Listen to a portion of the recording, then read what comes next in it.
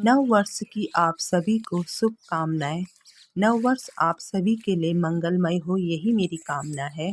आप स्वस्थ रहें, दीर्घायु रहें और इस कोरोना काल में जितना हो सके इस बीमारी से सभी लोग दूर रहें, यही मेरी प्रार्थना है। सुबह उठ के पोछा या फिर लिपाई करके इसी तरह हम लोग फूल और यहाँ पर अक्षत रख के इसी तरह हर त्योहार का स्वागत करते हैं। उसके बाद अपने मंदिर पर दिया जला के, तो सुबह मैंने वही सब किया।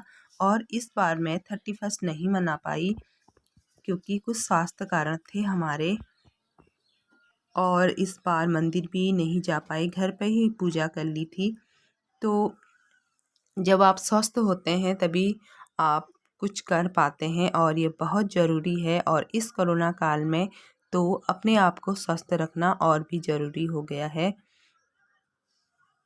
कारण ये है कि अभी मैंने जो दांत तोड़े हैं उनमें थोड़ा सा दर्द था, इसलिए हम लोग थोड़ा सा हल्का खाना अभी खा रहे हैं। और यहाँ पर मैं बना रही हूँ मिल्क शेक सुबह के नाश्ते में। और आज सुबह सुबह हमारे घर के आसपास और मेहमान आए हुए हैं, तो ये देखिए वही मेहमान हैं। बड़ा सुंदर है। आजा आजा आजा। वो तेरा वो किसका हमारा वाला नहीं,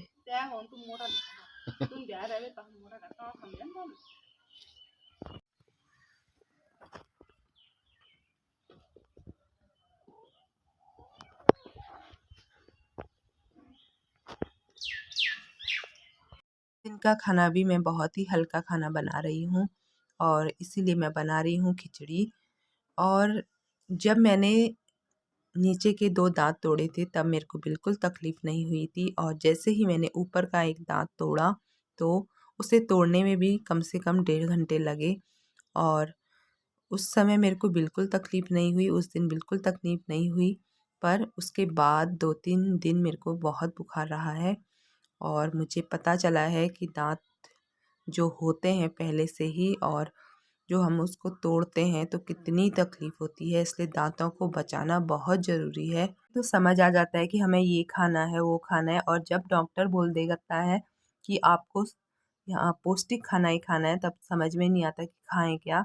और हल्का भी खाना है, पौष्टिक भी खाना है। तो यहाँ पर मैं हल्का सा आज खिचड़ी बना रही हूँ। और हम अपने शरीर के अन्य हिस्सों का ख्याल रखते हैं, उसी प्रकार हमें अपने दाँतों का ख्याल रखना चाहिए। ये तो मुझे बहुत ज़्यादा पता चला है जब से मैंने ये दर्द सहा है। और मैं यही कहूँगी कि दोबारा से कोरोना बढ़ रहा है, आप लोग बाहर या भीड़-भाड़ वाली जगह पर जाने से बचें और हो सके तो अपने घर पर रह कर ही खुशियाँ